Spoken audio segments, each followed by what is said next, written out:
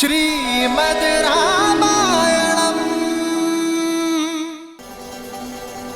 अगर तुम सुनना ही चाहते हो तो सुन। मेरा पहला वर अयोध्या के सिंहासन पर तुम नहीं, मेरा पुत्र भरत बैठेगा।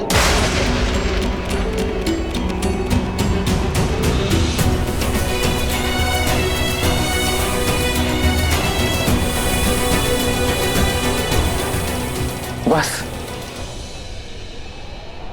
इतनी सी बात मां, इसके लिए आपने अपना वरदान व्यर्थ कर दिया। मुझसे बोला होता मां आपने, आपको वर मांगने की आवश्यकता ही नहीं पड़ती।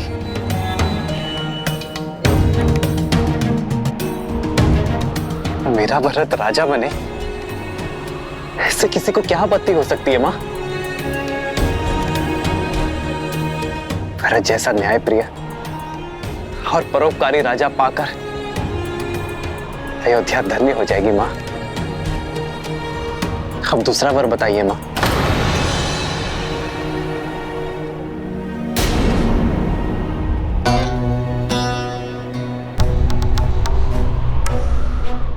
मेरा दूसरा वर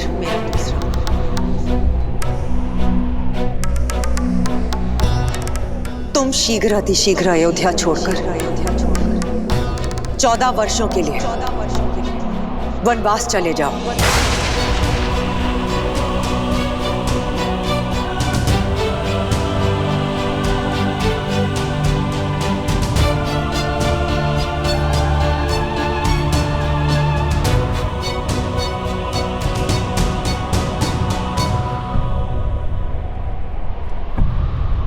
स्वीकार है मुझे मां, स्वीकार है मुझे मां।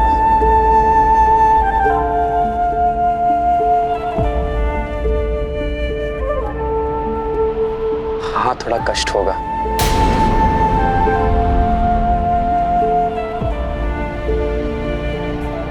अपने बूढ़े पिता को और स्नेहमयी 3 माताओं को इस अवस्था में छोड़कर दूर जाना होगा। थोड़ा कष्ट होगा मां, किंतु कष्ट से अधिक आनंद भी होगा। आनंद की वनवास में मुझे मेरी देश और प्रजा को अधिक समझने का अवसर मिलेगा, संतों से सीखने का, संतों की सेवा करने का और उनसे उचित ज्ञान प्राप्त करने का अवसर मिलेगा।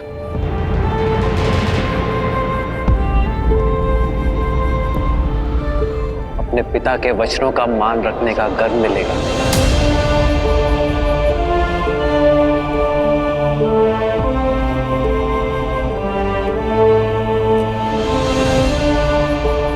अपनी मां की इच्छा को पूर्ण करने का संतोष मिलेगा।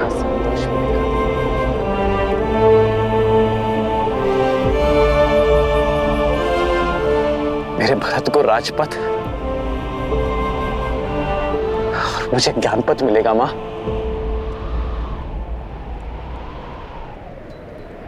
मां, ये वर मांगकर आपने इस राम की झोली में आनंद और सुख भर दिया है मां।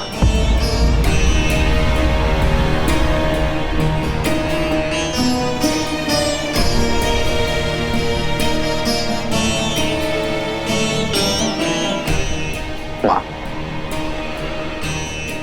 आपका ये पुत्र आपकी इच्छा और पिताश्री के वचन दोनों को अवश्य पूर्ण करेगा।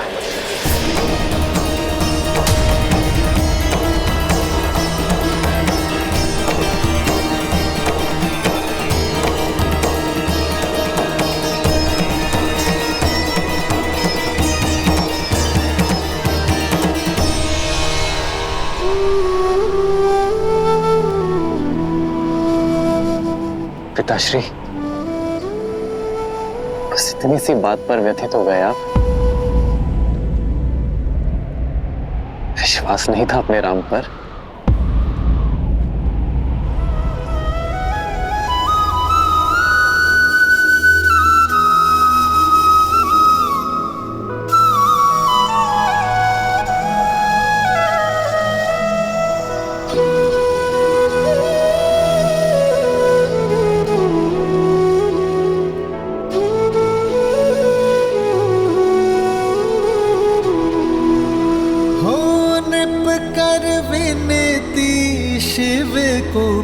पुकारे, कृपा करो प्रभु कष्ट न तारे।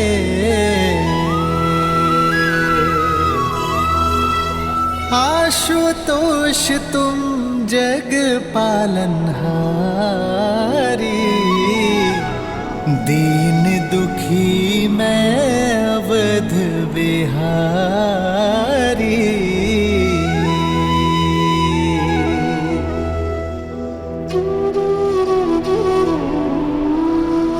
प्रसन्न हो जाइए पिताश्री, आपके राम को महाराजा हरिश्चंद्र और भगीरथ के मार्ग पर चलने का सौभाग्य मिला है। मैं धर्म यात्रा पर प्रस्थान करने जा रहा हूं पिताश्री। अपने नेत्रों पर इन अश्रुओं के साथ नहीं, अपने मुख पर गर्व के साथ अनुमति दीजिए पिताश्री।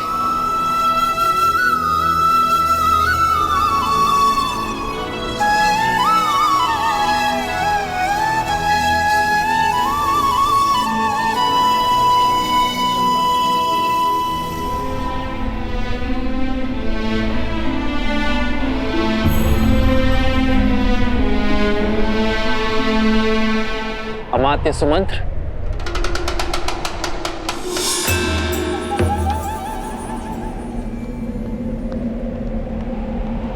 जी कुमार। पिताश्री का स्वास्थ्य ठीक नहीं है,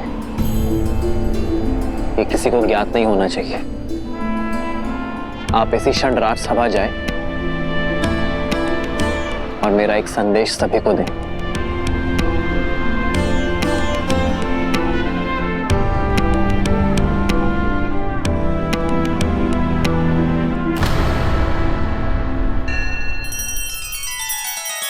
श्री रामचंद्र कृपालु भजु मन हरण भव भय दारुणम, नव कंज लोचन कंज मुख कर कंज पद कंजारुणम। सिया राम, सिया राम, सिया राम, सिया राम। आदर्श और मर्यादा की है ये कथा महापावनम, काट मद श्री से मिलाने श्रीमद रामायणम, श्रीमद रामायणम। सिया राम, सिया राम, सिया राम, सिया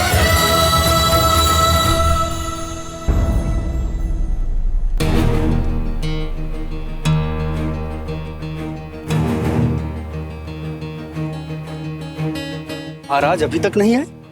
बात कुछ गंभीर प्रतीत होती है।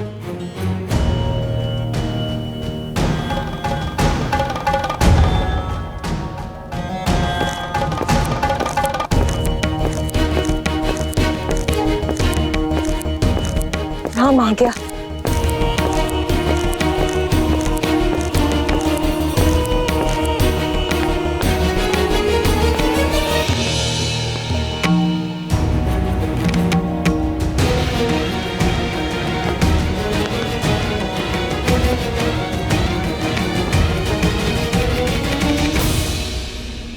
आप सभी को खेद सहित सूचित किया जाता है कि किसी विशेष कारणवश कुमार राम का युवराज्याभिषेक स्थगित किया जाता है।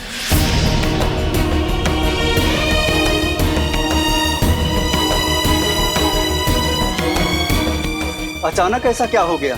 ऐसी क्या बात है जो हम सबसे छुपाई जा रही है?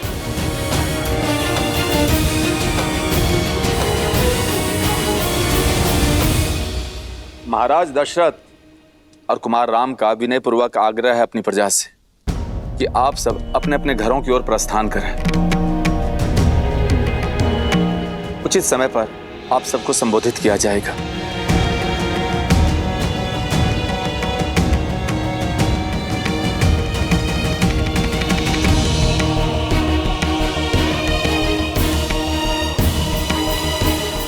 सुमंत्र जी, क्या बात है? सब ठीक तो है ना? क्यों बुलाया राम को महाराज ने?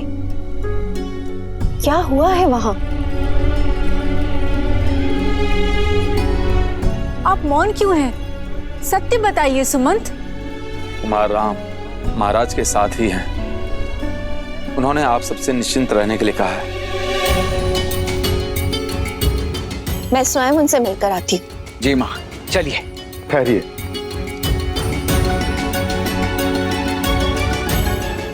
कुमार राम का आग्रह है कि अभी कोई भी उनसे मिलने ना आए। कुछ समय में वे स्वयं आकर आप सबसे बात करेंगे, आपको सब कुछ समझाएंगे। किंतु बात क्या है सुमंत? क्षमा महारानी, मुझे केवल इतना ही संदेश मिला है।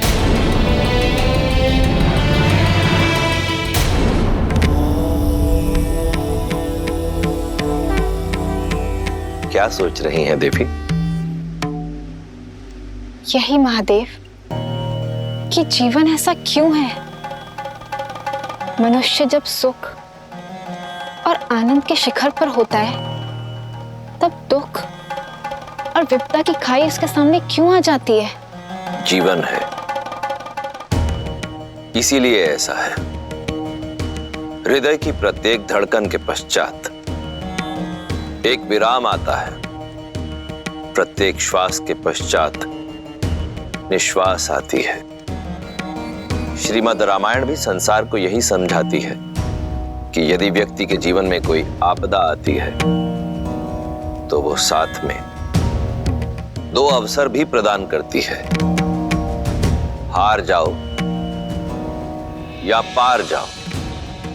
यूं समझ लीजिए देवी कि कई बार जीवन यात्रा में व्यक्ति के समक्ष मानो संकटों का एक बड़ा सा पर्वत आ खड़ा होता है।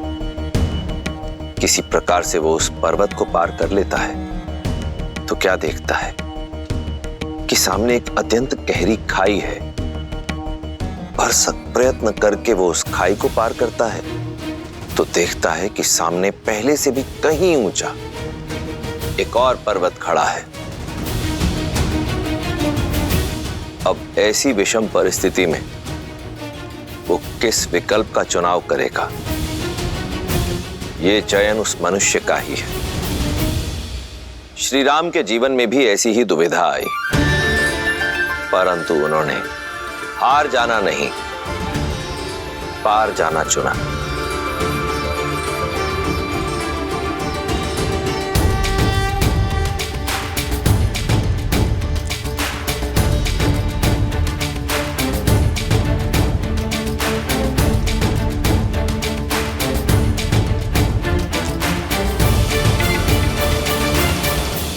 ना जाने किसकी कुदृष्टि लग गई।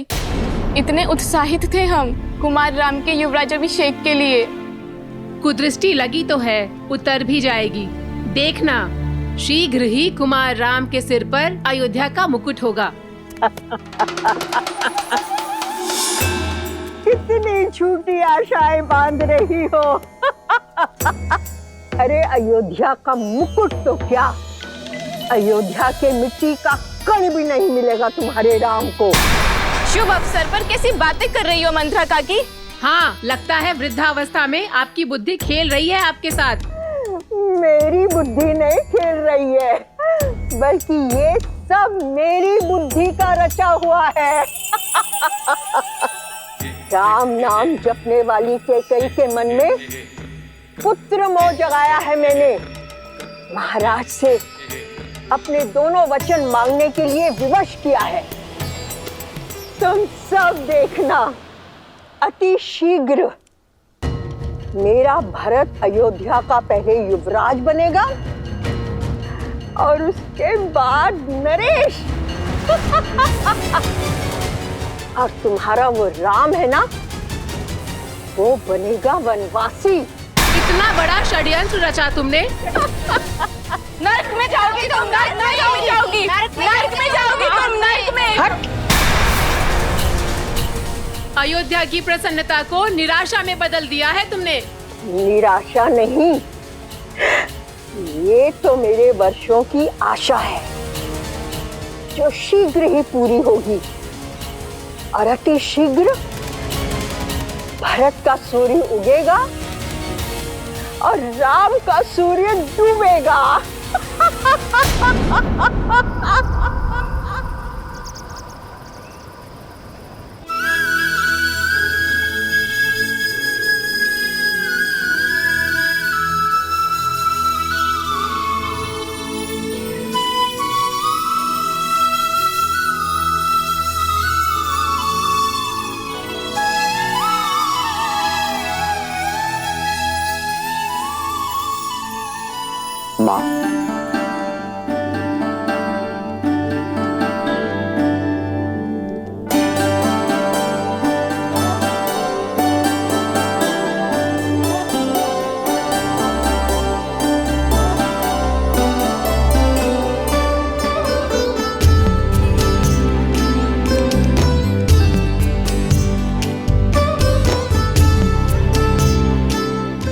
माँ मैं जो विघ्न था वो टल गया राम?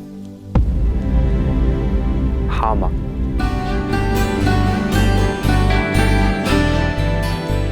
रघुवंश की मर्यादा पर आया विघ्न टल गया है।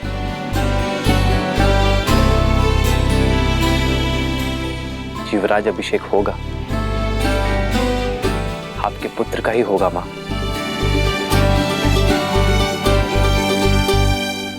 किंतु मेरा नहीं।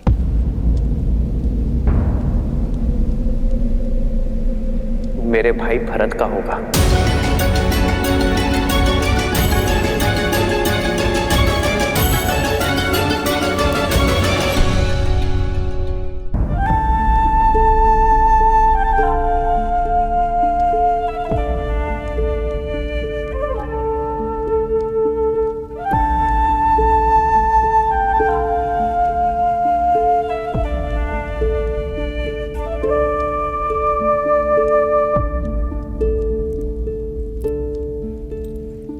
किंतु मां,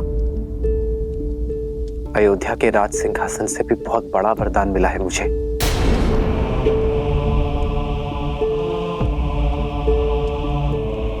अपने पिताश्री के वचन को निभा सकने के योग्य बनने का वरदान।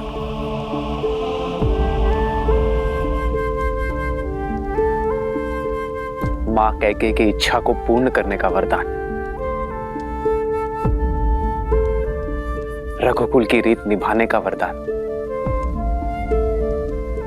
पितामह हरिश्चंद्र के पथ पर चलने का वरदान। और सबसे बड़ी बात मां, संतों की सेवा करने का वरदान। उनसे उचित ज्ञान और सीख पाने का वरदान। और ये वरदान क्या है आर्य?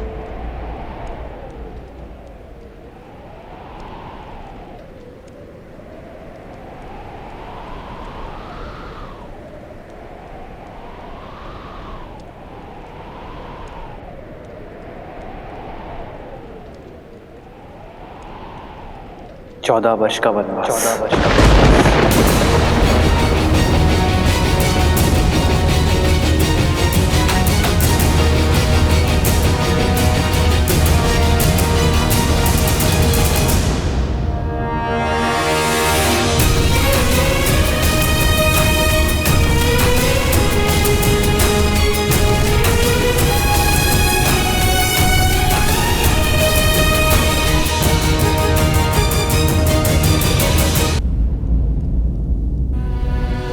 मां होने के नाते कैकेयी ने अपने पुत्र भरत का सोचा।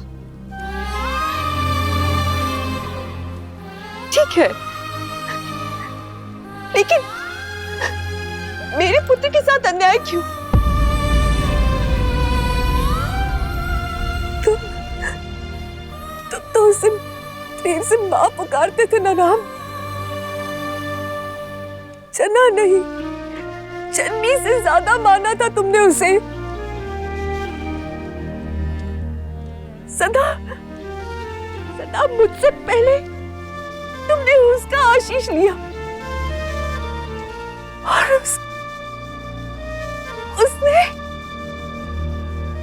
उसने ये अभिशाप दिया।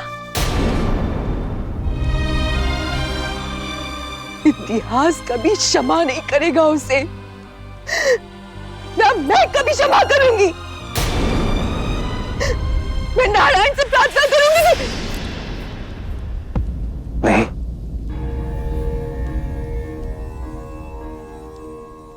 माँ कैकेयी पर क्रोध ना करना। उन्होंने तो मुझे जीवन का उचित अर्थ सीखने का अवसर दिया है। माँ कैकेयी ने मुझे राज सिंहासन और राजनीति के चक्रव्यूह से मुक्त कर दिया है। माँ,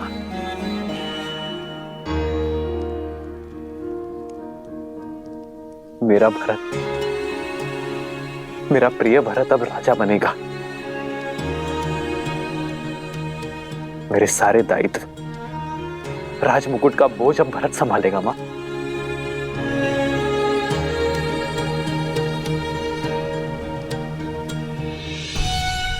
माँ कैकेयी आपसे छोटी है ना, आपसे कम संभाले ना।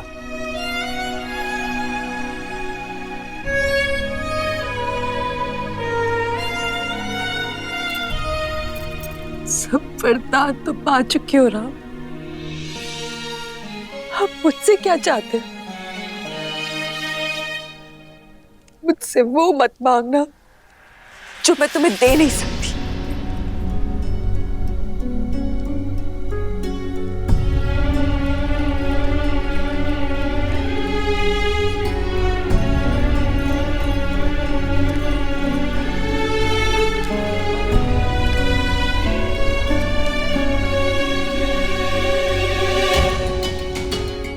मैं वही मांगने आया हूं मां, जो आप मुझे नहीं देना चाहते।